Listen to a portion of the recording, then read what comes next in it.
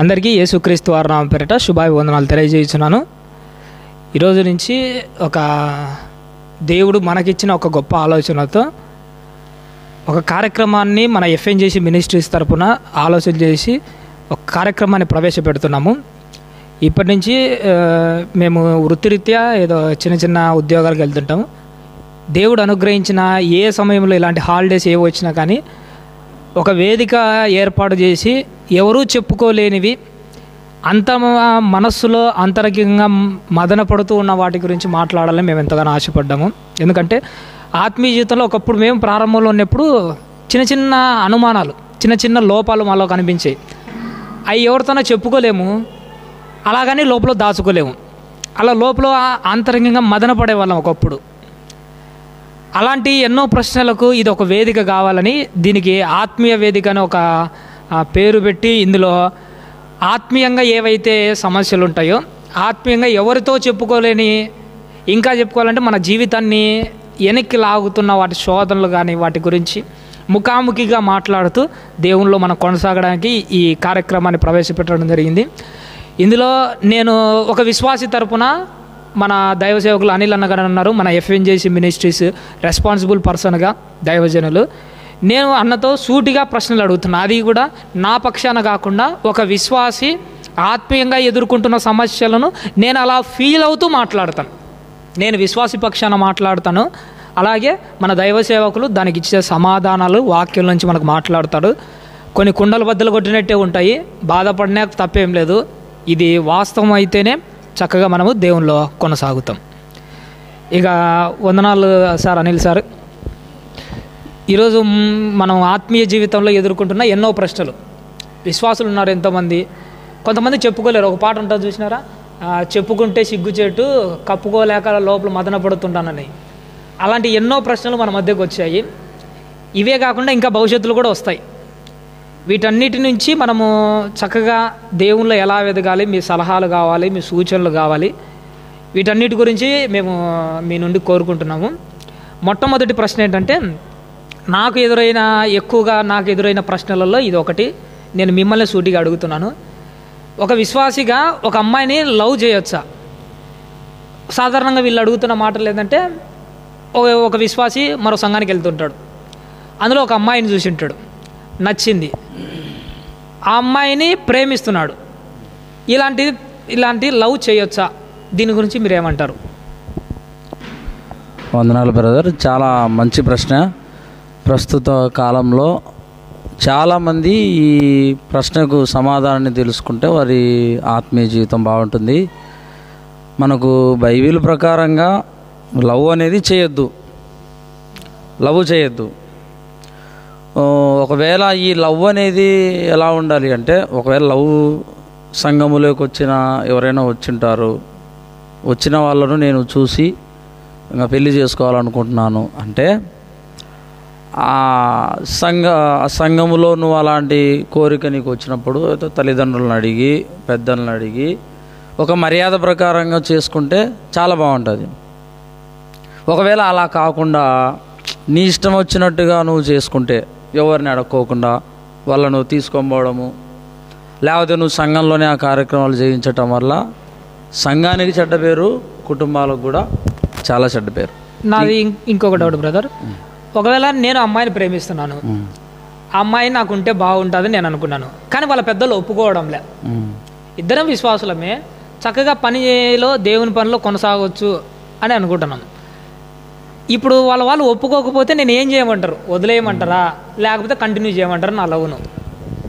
వాళ్ళు ఒప్పుకోనప్పుడు ఇక దాన్ని విడిచిపెడితే చాలా మంచిది.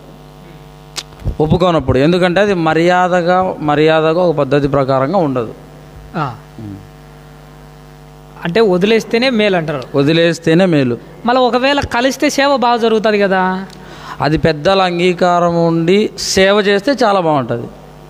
పెద్దల అంగీకారం లేకుండా వాళ్ళతో మాకు సంబంధం లేదని చేసుకోవటం వల్ల అది నీకు దాని ప్రకారంగా బాగుంటుందే కానీ సమాజంలో బాగుండదు. సమాజంలో చెడ్డ పేరు వస్తుంది. దేవునికి చెడ్డ పేరు వచ్చేదైతే వద్దు. అది ఏదైనా కానీ అది దేవుని చెడ్డ పేరు రాకుండా మనం చేయొచ్చు అంటారా? చేయొచ్చు. దేవునికి చెడ్డ పేరు రాకుండా పెద్దల అంగీకారంతో చేయొచ్చు. అంటే ఒకవేళ ఇప్పుడు నేను ఒక అమ్మాయిని ప్రేమించాను, ఒక 3 ఏళ్ల తర్వాత నేను అమ్మాయిని పెళ్లి చేసుకోలేకపోయే అవకాశం ఉంటే చేయొచ్చా, చేయకూడదా? ఒక 3 ఏళ్ల తర్వాత కానీ 10 సంవత్సరాల తర్వాత కానీ ఒకటే మాట, పెద్దల అంగీకారం లేకుండా మనం చేసుకోవడం అనేది చాలా తప్పు. ఎందుకంటే మనకు బైబిల్లో కూడా కొంతమంది, ఇప్పుడు ఇస్సాకు ఉన్నాడు, పెద్దల అంగీకారంతోనే ఆయన చేసినాడు, పెద్దల అంగీకారంతో. ఇప్పుడు యాకోబు ఉన్నాడు, యాకోబు కూడా పెద్దల అంగీకారంతోనే వాళ్ళ అమ్మ అక్కడికి పంపించింది. అలాగే ఆడ అడిగి నేను ఇట్లా చేసుకుంటానంటే ఆయన లాభాన్ని కూడా సరే అంటాడు. అంటే పెద్దల అంగీకారంతో ఏది చేసినా బాగుంటుంది. అవును కదా. ఇప్పుడు లాభాన్ని ఒప్పుకోకపోయింటే యాకోబు ప్రేమ తప్పే అంటావా? తప్పేం కాదు, తప్పే అది. అందుకే ఈ మధ్య చాలా మంది అంటున్నారు, యాకోబు ప్రేమించాడు కదా మేము ప్రేమించాం అంటున్నారు. అంటే అక్కడ లాభాన్ని ఒప్పుకున్నాడు కాబట్టి దేవుడు కూడా సమ్మతించినాడు. అది ఒక లాభాన్ని ఒప్పుకోకపోయింటే దేవుడు కూడా సమ్మతించాడు. ఇంకోటి ఏంటంటే అక్కడ ఇంకా ఆ కాలం అనేది మనకు అజ్ఞాన కాలం కాబట్టి దేవుడు ఇక తన కార్యక్రమం జరిగించుకోవాలనుకున్నప్పుడు సరేలే అని ఒప్పుకుంటాడు, లేదంటే ఇంకా అది తప్పే. ఆ కాలంలో అయితే యాకోబు కాదు ట్రూ లవ్ 21 సంవత్సరాలు సుమారుగా ఎదురు చూసినాడు అనుకో, 14 సంవత్సరాలు. ఇప్పుడున్న వాళ్ళ ప్రేమ నిజమేనంటావా? ఇప్పుడున్న ప్రేమ ఏంటంటే అది సంఘంలో ఒక అమ్మాయిని చూసినా లేకపోతే బయట ఒక అమ్మాయిని చూసినా ఆ ప్రేమ కామాన్ని తీర్చుకునేదిగా, శరీర కోరికలను తీర్చుకునేదిగా ఉండొద్దు. ఒకవేళ అలా ఉంది అంటే అది నిజమైన ప్రేమ కాదు, అది పెద్దల అంగీకారం లేకుండా లేచిపోయి చేసుకునేటువంటిది అనమాట. అది అంటే అలా ప్రేమిస్తున్నావంటే పెద్దల అంగీకారం లేకుండా నువ్వు శరీర కోరికలు తీర్చుకోవడానికే చేసుకుంటున్నావని అర్థం. అదే. అయితే దేవుని కోసం ఒకవేళ వాళ్ళిద్దరి ప్రేమ దేవుని ప్రణాళికలో ఉందని మనం ఒకవేళ ఎలా కనుక్కోవచ్చు? ఒకవేళ ఉంటే వాళ్ళిద్దరి ప్రేమ దేవుని ప్రణాళికలో ఉందని తెలుసుకోవాలంటే ఇప్పుడు ప్రార్థనలో పెట్టడం కానీ, దేవుణ్ణి అడగడం కానీ, లేకపోతే వీళ్ళ తల్లిదండ్రులను వాళ్ళ తల్లిదండ్రులను అడగడం కానీ, ఒకవేళ సరే అంటే అది దేవుడి ప్రణాళికలో ఉన్నట్టే. అంటే ప్రతిదీ కూడా ఈ భూమి మీద దేవుడి ప్రణాళికతోనే జరుగుతుంది. ఇప్పుడు ప్రేమ పేరుతో పెళ్ళికి ముందే అంటే వాళ్ళ తల్లిదండ్రులతో మాట్లాడక ముందే అమ్మాయి అబ్బాయి మాట్లాడుకోవచ్చా? అస్సలు మాట్లాడుకోవద్దు. అది 100% తప్పు. ఇప్పుడు జరుగుతున్నది అదే కదా. ఇప్పుడు ఎక్కువ జరుగుతుంది. అలా చేయటం వల్ల ఏమవుతుందంటే నువ్వు అది రహస్యంగా మనం చేసినట్టయితే, అది రహస్యంగా. అంటే దేవుడు నిన్ను ఒక స్త్రీని మొహాబు చూపుతోనే చూడొద్దు అన్నప్పుడు మనం అది రహస్యంగా చేసినాం అనుకో, రహస్యంగా చేస్తే ఇంకా చాలా తప్పు అవుతుంది. కాబట్టి పెళ్ళి కాకముందే మాట్లాడటం కానీ, కలిసి వెళ్ళటం కానీ, కలుసుకోవటం కానీ శారీరకంగా, ఇవన్నీ కూడా ఏంటంటే బైబిల్కు విరుద్ధమైనవి. ఇప్పుడు నేను ఒక అమ్మాయిని ఇష్టపడినాను.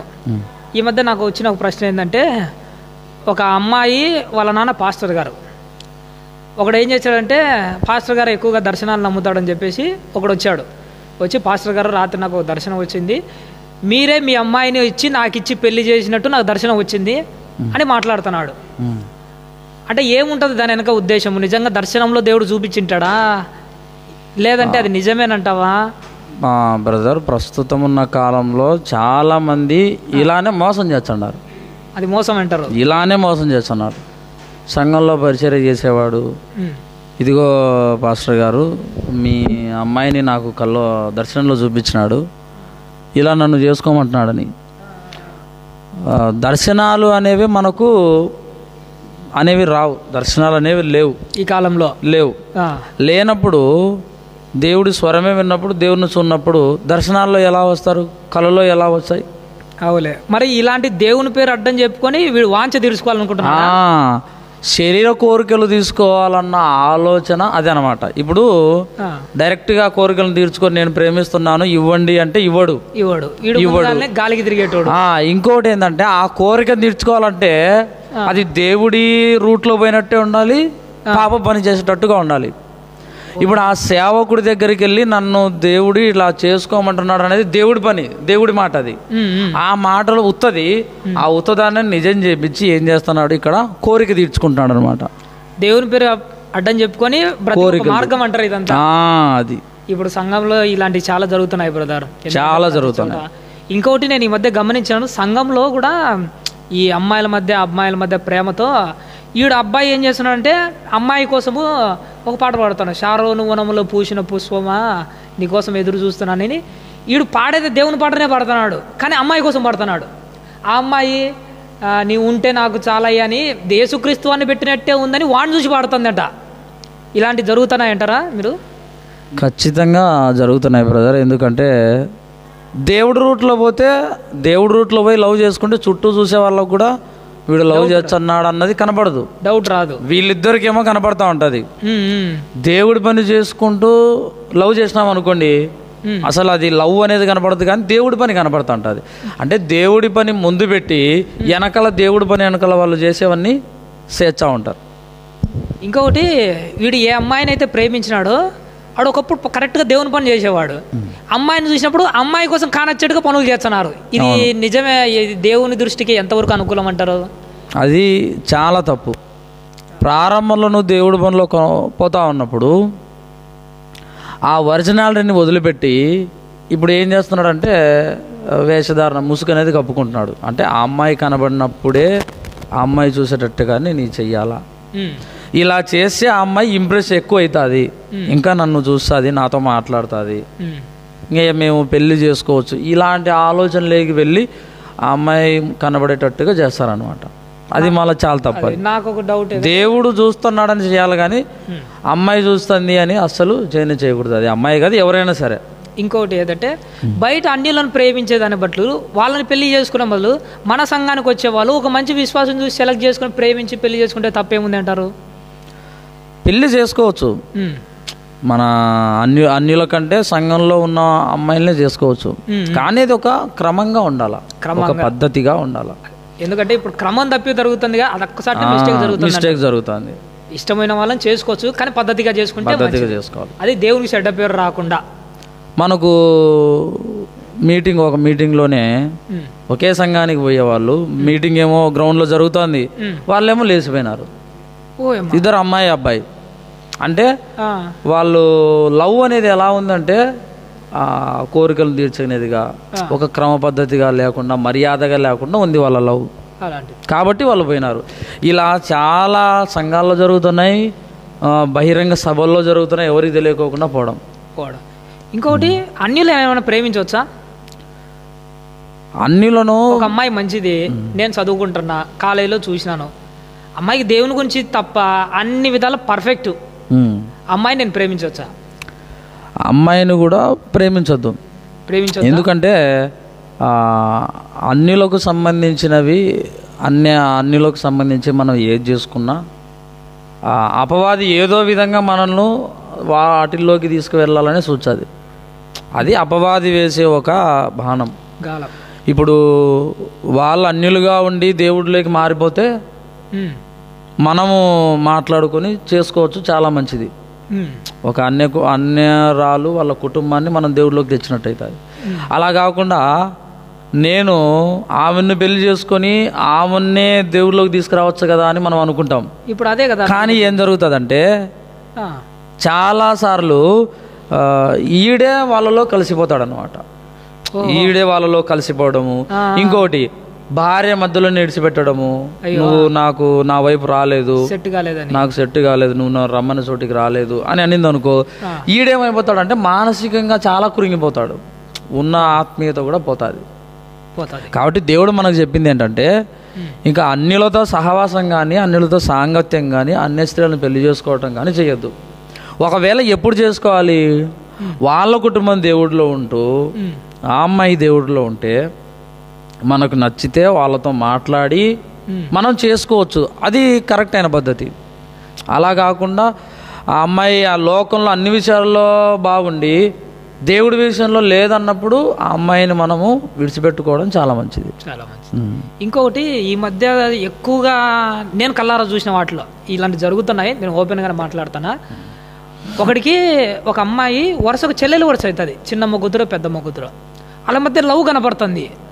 అది సంఘములో అది ఆమోదయోగ్యమైనది అంటారా? చాలా మంచి ప్రశ్న బ్రదర్. అది ఆమోదయోగ్యం కాదు.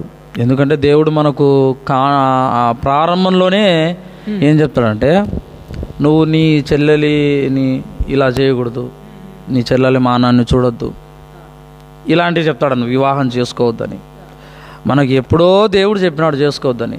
కానీ ఇప్పుడు ఏంటంటే అలా చేసుకుంటున్నారంటే అది శరీర కోరికలండి.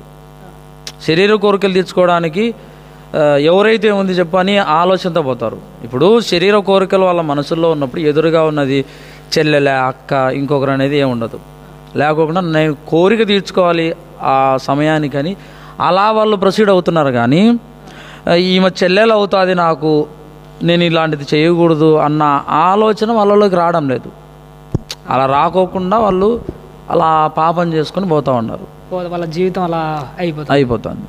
ఇప్పుడు నేను ఒక విశ్వాసి, ఒక అమ్మాయి ఉంది, అమ్మాయికి పెళ్ళి అయిపోయింది. పెళ్ళి అయిన తర్వాత వాళ్ళ భర్త సరిగా చూసుకోలే, భర్త ఇడిచిపెట్టినాడు. ఇప్పుడు పెళ్ళైన అమ్మాయి చాలా మంచిది, అమ్మాయి నేను ప్రేమించవచ్చు అంటారా? అస్సలు ప్రేమించద్దు. ఎందుకంటే దేవుడు మనకు బైబిల్లో చెప్తాడు, వ్యభిచార కారణాన్ని బట్టి ఒకవేళ ఆవిడ వాళ్ళ భర్త వ్యభిచారం చేస్తున్నాడని ఇడిచిపెడితే ఇంకొక వివాహం చేసుకోవచ్చు. అలాగే భార్య కూడా ఆ కారణాన్ని బట్టి కాకుండా సరిగా చూసుకోలేదని ఆవిడని చేసుకుంటే మనం కూడా వ్యభిచారం చేసినట్టు అవుతుంది. కాబట్టి దేవుడు ఏం చెప్తున్నాడంటే, పెళ్ళైన తర్వాత భర్త సరిగా చూసుకోలేదని నేను నిన్ను పెళ్లి చేసుకున్నాం అనుకోండి, అది దేవుడి దృష్టిలో చాలా తప్పు. వ్యభిచారంతో సమానం, అది వ్యభిచారంతో సమానం. కాబట్టి పెళ్ళైన ఆవిడను వాళ్ళ భర్త చూసుకోలేదని, లేకపోతే వాళ్ళ భర్త ఇంకోటి చేస్తున్నాడు, నన్ను సరిగా చూసుకోలేదు, నువ్వు నన్ను పెళ్లి చేసుకో అని ఇలా చెప్పడం అన్నది మనల్ని పాపంలోకి నెట్టేసుకోవడమే. ఇంకొకటి, ఒక అమ్మాయి తన జీవితాంతం సేవ చేయాలని ఫిక్స్ అయిపోయింది. ఎందుకంటే కొంతమంది ఉంటారు, మన కొంత సంఘాలలో చూస్తుంటాము, పెళ్లి చేసుకోకుండా నా జీవితం అంతా సేవకే. అమ్మాయి చాలా భక్తిలో కొనసాగుతుంది, ఆ అమ్మాయి అంటేనే నాకు ఇష్టం, అమ్మాయిని పెళ్లి చేసుకుంటే మేమిద్దరం కలిసి గొప్పగా సేవ చేయొచ్చు. అలాంటి అమ్మాయిని ప్రేమించవచ్చా నేను? అంటే ఆ అమ్మాయి కుటుంబంతో ఇంకా నాకు ఏ సంబంధం లేదు, నాకు దేవుడే అన్న ఆలోచనతోనే పోయిందా? ఆ ఉద్దేశంతోనే ఆ అమ్మాయి నిశ్చయంగానే ఉంది, ఇంకా నాకు ఎవరితో ఏ సంబంధం లేదు, నా భక్తి నాదే, నా దేవుడు నాదే. కానీ ఆ భక్తి నాకు నచ్చింది, ఆ విశ్వాసమే నాకు నచ్చింది. బయటలో కంటే ఆ అమ్మాయే నాకు బాగా నచ్చింది. నేను కూడా ఒక విశ్వాసిని, నేను కూడా ఒక సేవ చేయాలనుకుంటున్నా. అలాంటి అమ్మాయిని నేను ఒకవేళ ప్రేమించవచ్చా? ఇక ఆ అమ్మాయి నాకు ఎవరితో సంబంధం లేదు, నాకు దేవుడితోనే సంబంధం అని అనుకున్నప్పుడు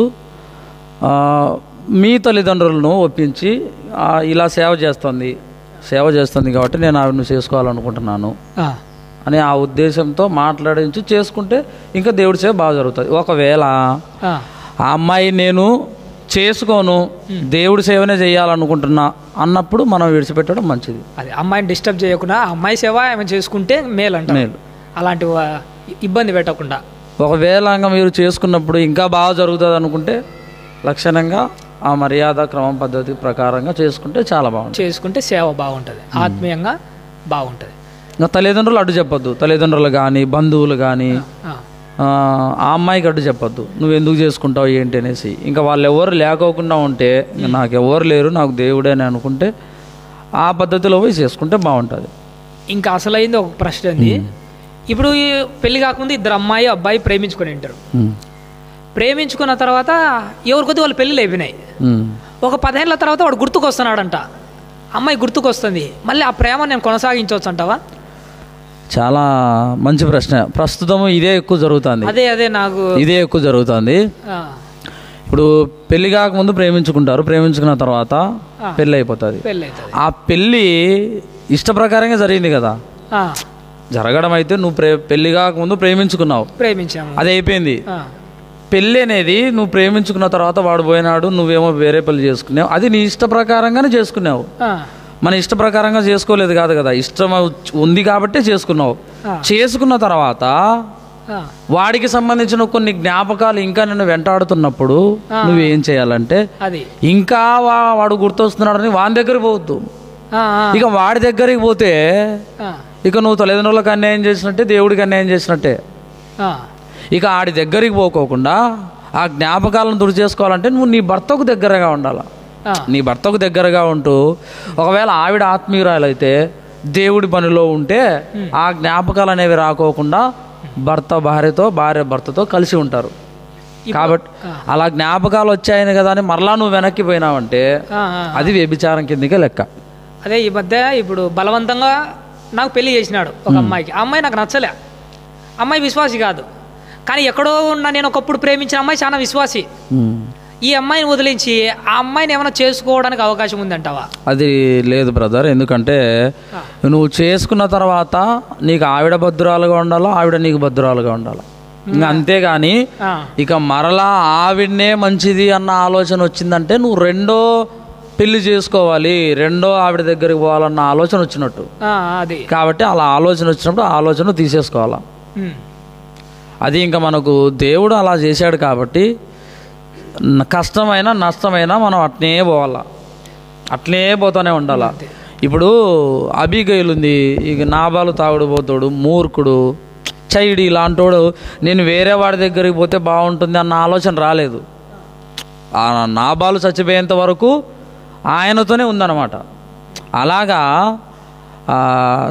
నేను ఆవిడనే మంచిది, ఆయన్నే మంచిది అనే ఆలోచన వచ్చిందంటే తప్పు. ఇంకా చివరి వరకు చచ్చిపోయేంత వరకు దేవుడు నాకు ఇష్టమున్నా లేకపోయినా జతపరిచినాడు, ఇక నేను ఈవిడతోనే ఉండాలా అని అనుకోవాలా.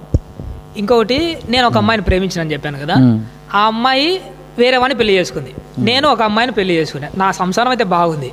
ఆ అమ్మాయి వాళ్ళ భర్త చచ్చిపోయినాడు, అమ్మాయి ఒంటరిగా ఉంది. ఇప్పుడు నా భార్యను చూసుకుంటూ ఆమెను కూడా చూసుకోవచ్చా? అది బైబిల్ ప్రకారంగా ఒప్పుకోదు, బైబిల్ ఒప్పుకోదు అది. అంటే ఆమెకు నేను ఏదైనా ఒక దారి చూపించిన వాడిని అవుతాను కదా, శారీరకంగా కలిసేది లేకుండా ఆమె ఆర్థికంగా ప్రేమగా చూసుకోవచ్చా? ఆర్థికంగా ప్రేమగా అంటే అది నీ ఆలోచన విధానాన్ని బట్టి ఉంటుంది. నేను ఆవిడ ఇబ్బందుల్లో ఉంది, నేను ఏదో చేయాలనుకుంటున్నాను, చేస్తే పర్వాలేదు. కొన్నిసార్లు ఏమవుతుందంటే మన సంసారం అలాంటిది మన సంసారానికి ఇబ్బంది వస్తుంది. ఆవిడ ఏమంటుందంటే నువ్వు డబ్బులు ఇస్తున్నావు ఏదో జాలీగా ప్రేమగా చూపించి, కొన్ని సిచ్యువేషన్లో ఏమవుతుందంటే ఇక నువ్వే నన్ను చూసుకోవచ్చు కదా, మన ఇద్దరం ఉండొచ్చు కదా అన్న స్థాయికి పోతుంది. అలాంటి స్థాయికి పోతుంది అనమాట. అలాంటి స్థాయికి పోకుండా ఉండాలంటే అవసరాన్ని తీర్చేంత వరకు, ఆర్థికంగానా ఏమన్నా ఇబ్బందులు ఉంటే దాన్ని తీర్చేంత వరకు మాత్రమే పరిమితం కావాలి. ఇంకా ఎక్కువ ఏవి పెట్టుకోవద్దు. ఒకవేళ పెట్టుకున్నావంటే నీ భార్యకు అనుమానం వచ్చి నీ కుటుంబము చాలా ఇబ్బంది అవుతుంది. అలా ఇబ్బంది అయిపోయినప్పుడు ఇంకోటి ఏంటంటే ఇక నాకు ఆవిడనే మేలు అనుకుంటాం. ఏంది నన్ను ఎట్లా అంటే అట్లా అంటుంది, నేను చేయకున్నా కూడా నేనెందుకు ఇవన్నీ భరించాలా, పోయి దాంతోనే ఉంటే ఎంత బాగుంటుందేమో అనుకుంటాం. అలా అది మన కుటుంబాన్ని చెడగొట్టేదిగా అయిపోతుంది అనమాట. ఇంకొకటి, ఆవిడ భర్త లేనప్పుడు ఇంకొకరిని చేసుకుంటే బాగుంటుంది. భర్త చనిపోయినాడు కాబట్టి బైబిల్ ప్రకారంగా ఆవిడ ఫ్రీ ఇంకొకరిని చేసుకోవచ్చు. ఇంకొకటి ఏంటంటే నాకంటే వయసు ఉన్న పెద్ద అమ్మాయిని నేను చేసుకోవచ్చా? చేసుకోకూడదు. అది కూడా మరి మోషే గారు వాళ్ళ అత్తను చేసుకునేది. మోషే గారు అత్తన మోసే వాళ్ళ నాన్న వాళ్ళ అత్తను చేసుకున్నాడు. అది ఇప్పుడు ఏమైనా అమలు చేసుకోవచ్చా మనము? ఇప్పుడు చేసుకోవద్దు బ్రదర్. ఎందుకంటే ఇప్పుడు మనకు చట్టం అనేది మారిపోయింది కాబట్టి దేవుడు మనకి ఏదైతే చెప్పాడో దాని ప్రకారంగానే మనం పోవాలా. అంతేగాని మనము అత్తలను చేసుకోవటము లేకపోతే చెల్లెలను చేసుకోవటము. ఇప్పుడు ఏంటంటే ఇంకా కూతురుని చేసుకుంటున్నాడు, మళ్ళీ వాడే అత్తను చేసుకుంటున్నాడు. కూతురును చేసుకుని ఉంటాడు, మళ్ళా వాళ్ళ అమ్మను కూడా చేసుకుంటున్నారు అనమాట. ఇలాంటివి వస్తుండే ఇప్పుడు. కానీ దేవుడు ఇలాంటివి అయితే ఒప్పుకోడు. నువ్వు ఏదున్నా నువ్వు పెళ్ళి కానీ పరిశుద్ధంగా ఉన్న ఒక కన్యకనే చేసుకోవాలి తప్ప ఇక నీకు మా అత్తలను చేసుకుంటాం, పెద్దోళ్ళను, మాకంటే చాలా పిల్లలను చేసుకుంటాము అంటే అది బైబిల్ ఒప్పుకోదు. ఇప్పుడు జరుగుతున్నది అవే కాబట్టి ఇవి ఆ ప్రశ్నలన్నీ మనం తెలుసుకోవాల్సి వస్తుంది. ఇంకొకటి, ఈడు నిజంగా ఆత్మీయంగా ఒక అమ్మాయిని ప్రేమించినాడు, సంఘంలో పెద్దలతో ఒప్పించుకున్నాడు, దాదాపుగా సెట్ అయ్యేట్టుగానే ఉంది. ఈడు అమ్మాయిని ప్రేమిస్తా ఇంటికి పోయినప్పుడల్లా వాళ్ళ చెల్లెని కూడా ప్రేమిస్తున్నాడు. ఇది ఇలాంటివి జరుగుతున్నాయి. ఎంతవరకు ఇలాంటి దాని గురించి మీరు ఏమంటారు? ఇది కూడా మనకు తప్పే బ్రదర్ బైబిల్ ప్రకారంగా. ఎందుకంటే నాకు తెలిసి ఒక ఆయన పెళ్లి చేసుకున్నాడు, చెల్లెలు ఉంది, వాళ్ళ ఇంటికి పోయినప్పుడల్లా ఆ అమ్మాయితో కూడా ఉంటున్నాడు, ఆ అమ్మాయితో కూడా మాట్లాడుతున్నాడు. కానీ అది చాలా తప్పు. ఒకవేళ నీ భార్య చనిపోతే నువ్వు ఆవిడను చేసుకుని ఆవిడతో ఉండొచ్చు, వాళ్ళు ఒప్పుకుంటే ఉండొచ్చు. అలా కాకుండా నీకు భార్య ఉన్నప్పుడే నువ్వు ఆత్మీయంగా ఉంటా, నేను ఒక ఈవిడతోనే ఉండాలి, ఈవిడ్నే చేసుకోవాలన్న ఆలోచన ఉండి నువ్వు మరలా చెల్లెల్ని కూడా చూస్తూ చెల్లెల్ని కూడా చేసుకోవాలనుకుంటున్నావంటే అది దేవుడికి చాలా విరుద్ధమైనది. అది భ్రష్టాత్మకు సంబంధించింది, వ్యభిచారానికి సంబంధించింది. అంటే నువ్వు నీ భార్యతో ఉంటూ అలాంటి ఆలోచనలు చేస్తున్నావంటే నువ్వు వ్యభిచారం చేస్తున్నట్టే, ఒక భార్య ఉన్నప్పటికీ. అందుకోసమే మనకు బైబిల్ ఏమంటాడంటే, కొన్ని సంఘ పెద్దలు కానీ పరిచారకులు కానీ చెప్పేటప్పుడు వాళ్ళ లక్షణాల గురించి చెప్పేటప్పుడు ఏక పత్నీవతుడుగా ఉండాలి, ఒకే భార్యగా ఉండాలి, ఒకే భర్త కలిగిన వాడుగా ఉండాలి. ఇక వేరే ఎవరు ఇంకా అంతకు మించి ఉండద్దు. అది ప్రస్తుతం ఉన్న మన కాలంలో బైబిల్ అయితే ఇలాంటివి అసలు ఒప్పుకోదు. ఇప్పుడు నేను ఒక విశ్వాసురాలను, నా భర్త ఒక తాగుడుపోతాడు, సేవకుడు వాక్యం చెప్పడం నాకు నచ్చింది, నేను సేవకుని ప్రేమించవచ్చా? నాకు ఎందుకు ఆయన బాగా నచ్చాడు, నేను ఏవైతే నా భర్తలో ఉండాలనుకున్నాడో నా భర్తలో లేవు, అవి తాగుడుపోతాడు, కానీ ఆ సేవకుడు నాకు నచ్చినాడు, అతని నేను ప్రేమగా అంటే ఆ ఉద్దేశంతో నేను ప్రేమించవచ్చా? ఇప్పుడు జరుగుతున్నాయి అవి. సేవకుడిని ప్రేమించే ఆ వేలేకి వెళ్ళిపోతున్నారు. ఆల్రెడీ పెళ్ళి ఉంటుంది సేవకునికి, కానీ తన భర్త తను అనుకున్నట్టు లేడు, కానీ సేవకుడు ఉన్నాడు, ఆ సేవకుని ప్రేమించవచ్చా? దీని గురించి మీరేమంటారు? ఇది కూడా చాలా తప్పే బ్రదర్, అట్లా చేయకూడదు. ఎందుకంటే నీకు భర్త ఉన్నాడు, భర్త ఉండి కూడా సరే నా భర్త సరిగా చూసుకోలేదు, నన్ను చేయలేదు, ఈ సేవకుడైతే వాక్యం బాగా చెప్తున్నాడు, ఈ సేవకుని నేను చేసుకుంటే బాగుంటుంది అన్న ఆలోచన నీకు సంఘంలోకి వచ్చేస్తుందంటే అది చాలా చెడ్డ ఆలోచన. సంఘంలోకి వచ్చినప్పుడు నేను, నా భర్త, నా పిల్లలు, ఇదే ఆలోచన ఉండాలి. ఇంకా మధ్యలోకి నువ్వు భర్త ఇంకొక లేడీని తీసుకురావద్దు, భార్య ఇంకొక పురుషుణ్ణి తీసుకురాకూడదు అనమాట. ఇక ఎంతవరకు అంటే ఇక చచ్చిపోయేంత వరకు అట్నే ఉండాల. కానీ నాకు తెలిసిన ఒక భార్యాభర్తలు, భార్యకు పాపం చాలా మంచిది భార్య, భర్త కూడా చాలా మంచోడే, కానీ ఆయనకు కాలు డ్యామేజ్ అయిపోయి ఆవిడ సేవ చేయలేక ఆయన నిడిచిపెట్టి వేరే వంత పోయింది. మనకు అలా చేయకూడదు అనమాట. కష్టంలో నష్టంలో ఇబ్బందుల్లో నేను మరణం వరకు ఉంటాను, మరణమే మనల్ని ఎడబాసేది అని మనం ప్రమాణం చేసినప్పుడు నువ్వు కష్టం వచ్చింది కానీ నీ భర్తను నువ్వు వదిలేసి ఎవరితో పోతే అది చాలా తప్పు. అలా చేయకూడదు. నీకు భర్త నచ్చినా నచ్చకపోయినా నువ్వు దేవుడికి లోబడిన దానివైతే, దేవుడికి లోబడిన వాడవైతే చివరి వరకు నువ్వేం చేయాలి? ఖచ్చితంగా వాళ్ళతోనే ఉండాలి. ఇక ఆయన కంటే మంచోడు వచ్చినా, ఆయన కంటే మంచి లక్షణాలు అందగాడు వచ్చినా కూడా నా భర్త కంటే వాళ్ళు తక్కువే అనుకోవాలి, నా భార్య కంటే ఇక్కడున్న అందగతులందరూ తక్కువే అనుకొని అలా కలిసి ఉండాలి. ఇప్పుడు నేను ఒక అమ్మాయిని ప్రేమించిన, మా ఇంట్లో వాళ్ళ ఇంట్లో మాట్లాడుకున్నాం, భవిష్యత్తులో పెళ్లి చేయబడుతున్నాడు. ఈ అమ్మాయి కంటే మరో మంచి అమ్మాయి నాకు కనపడింది ఆత్మీయంగానే. ఇప్పుడు నేను ఈ అమ్మాయిని వదిలేసి ఆమెతో కలిస్తే సేవ బాగా జరుగుతుందని రెండో అమ్మాయిని ట్రై చేయొచ్చా? అది కూడా చేయొద్దు బ్రదర్. ఎందుకంటే ఇప్పుడు అన్నీ అయిపోయినాయి. అన్నీ అయిపోయిన తర్వాత ఒక నెలలో లేదా ఒక 2 వారాల్లో పెళ్ళింది అన్నప్పుడు మనకు ఎవరో కనపరిచినారని వాళ్ళని చేసుకోవాలని మనం అనుకుంటే అది మనుషుల దృష్టిలో ఏమో కానీ దేవుడి దృష్టిలో చాలా తప్పు. అన్నీ అయిపోయినాయి, ఒకవేళ పెళ్ళి దగ్గరకు వచ్చింది, ఆడ ఆగిపోయింది అనుకోండి, పెళ్ళి ఆగిపోతే అప్పుడు మనం చూసిన అమ్మాయిని మాట్లాడి మనం చేసుకుంటే చాలా బాగుంటుంది. అదనమాట. ఇంకొకటి, ఆల్రెడీ పెద్దల గురించి ఎంగేజ్మెంట్ అయింది, ఒక అమ్మాయితో నాకు పెద్దల గురించిన ఎంగేజ్మెంట్ అయింది. ఎంగేజ్మెంట్ తర్వాత గ్యాప్ ఉంటుంది కదా, ఒక 6 months.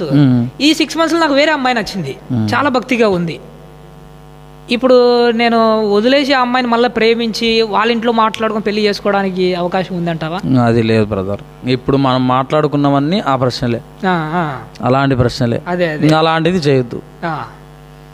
ఎందుకంటే మనకు ఒకటి కమిట్ అయిన తర్వాత మళ్ళా పక్కకు వచ్చి ఇంకోటి చేసుకుందామంటే అది కుదురుకోదనమాట. ఎందుకంటే దానివల్ల చాలా ఇబ్బందులు జరుగుతాయి. ఇప్పుడు మనం సంఘంలో ఉంటున్నాం అనుకోండి, మనకు చెడ్డ పేరు, తల్లిదండ్రులు తలెత్తుకోలేరు.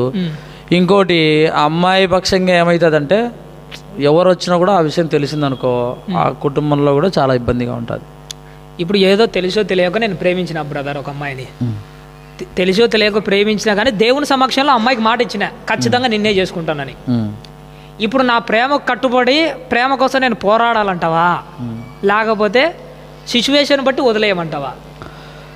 ఇప్పుడు తెలుసో తెలియకో నేను ఇచ్చిన అంటున్నప్పుడు దాన్ని సరిదిద్దుకుంటే చాలా మంచిది. తెలుసో తెలియక నాకు తెలిసే నేను ఇచ్చినానంటే దాన్ని ఇంకా చివరి వరకు నువ్వు దాన్ని కంటిన్యూ చేసి ఏం చేయాలంటే చేసుకోవాల్సిందే. ఒకవేళ మనం తెలుసో తెలియక అలా చేసినప్పుడు తెలుసో తెలియక చేస్తే దాని ఇష్టం మనం పక్కన పెట్టుకోవచ్చు, లేదా దాన్ని కలుపుకోవచ్చు.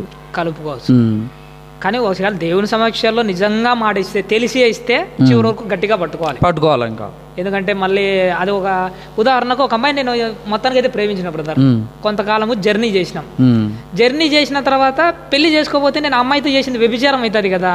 అవును, ఇంకా నేను చచ్చినట్టు చేసుకుంటే మంచిదే కదా. దాని బదులు అది చచ్చినట్టే ఒకవేళ చేసుకోవాలనుకుంటే అది ఒక పద్ధతిగా చేసుకోవాలా.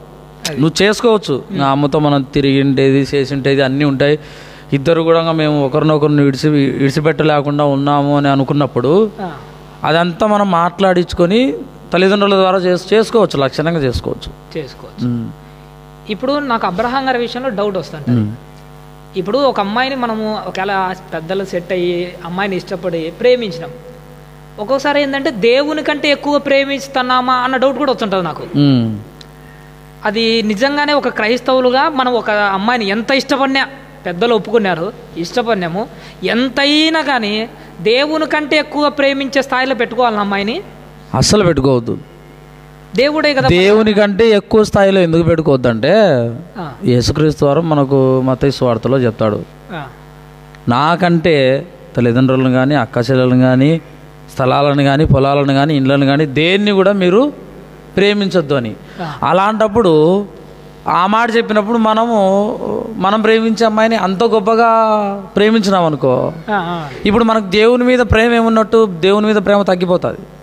దేవుని మీద ప్రేమ తగ్గిపోయి ఈ అమ్మాయి గురించి ఆలోచనలు, మనం ఎక్కడున్నా ఈ అమ్మాయి గురించి, ఎక్కడున్నా ఈ అమ్మాయి ఏం చేస్తుందో ఒకసారి ఫోన్ చేయాలా, తినిందో లేదో ఫోన్ చేయాలా, నైట్ ఏం చేస్తుందో ఏమో ఫోన్ చేయాలా, ఇలాంటి ఆలోచనలు ఉంటాయి.